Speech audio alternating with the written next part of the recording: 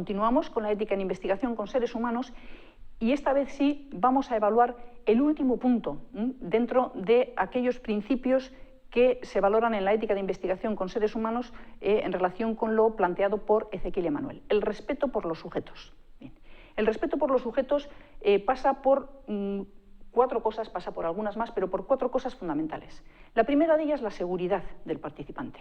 Bien, la protección del participante y la seguridad del participante pasan no solo porque el protocolo que se haya presentado sea correcto, está bien planteado, se ha hecho bien la minimización de riesgos, sino que a lo largo de todo el seguimiento del estudio hay que velar porque no haya incidencias. Hay que vigilar si hay efectos adversos.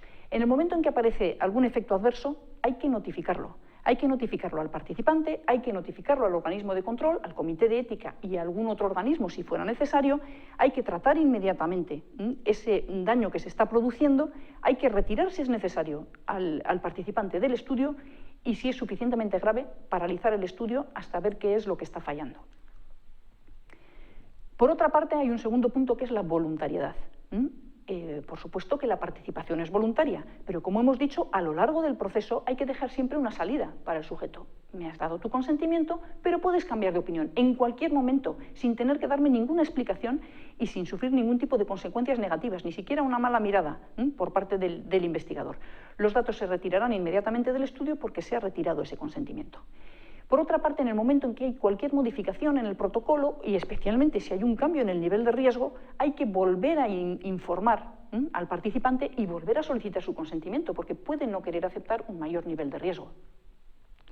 Por otra parte, ya habíamos hablado de no hay incentivos, ni coerción, ni influencia indebida, es decir, no tenemos que presionar.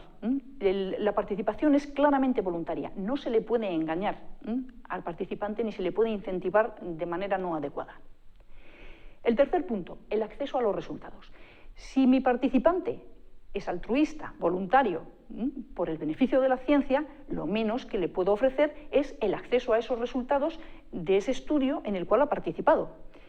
Para empezar, lo más importante, si yo obtengo estudios relevantes para su salud, estoy obligado a informar.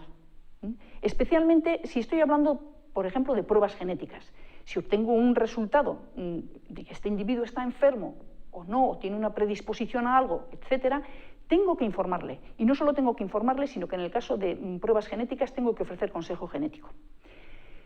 Cuando los resultados no son especialmente relevantes para su salud, aún así, mi participante es voluntario, tiene derecho a obtener los resultados que se hayan obtenido de sus pruebas. Si quiere no recibir esos resultados, también puede decirlo, existe el derecho a no saber. Pero siempre que yo haga pruebas sobre un sujeto humano, tengo que poder recontactar para ofrecerle sus resultados. Si yo he anonimizado, es decir, no tengo forma de volver al sujeto fuente, al sujeto que ha participado, luego tengo resultados, pero no puedo ofrecérselos. Cuando esto sea así, al menos los resultados generales sí que tienen que ser accesibles. Se les puede o bien mandar las publicaciones o darles la información sobre dónde encontrar estas publicaciones con los resultados de ese estudio en el que han participado. Y finalmente, un cuarto punto importante es la confidencialidad y protección de datos. Especialmente en investigación biomédica, donde todos los datos relacionados con la salud son especialmente sensibles y tienen que ser específicamente protegidos. Hay muchísima legislación a nivel europeo sobre protección de datos. Hay que abrir ficheros, tomar precauciones, impedir el acceso a aquellas personas que no deban o no tengan un acceso justificado a los mismos.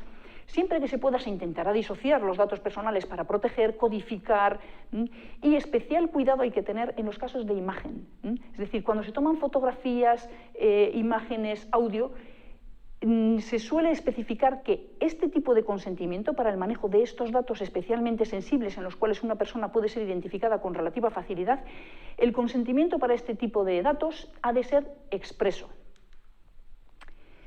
Bien, y sabiendo, finalmente, porque con esto terminamos, lo que tiene que mirar y lo que nos va a evaluar un comité de ética, ¿no podríamos llegar a pensar que con todo lo que me van a mirar no es excesiva la exigencia sobre el propio investigador?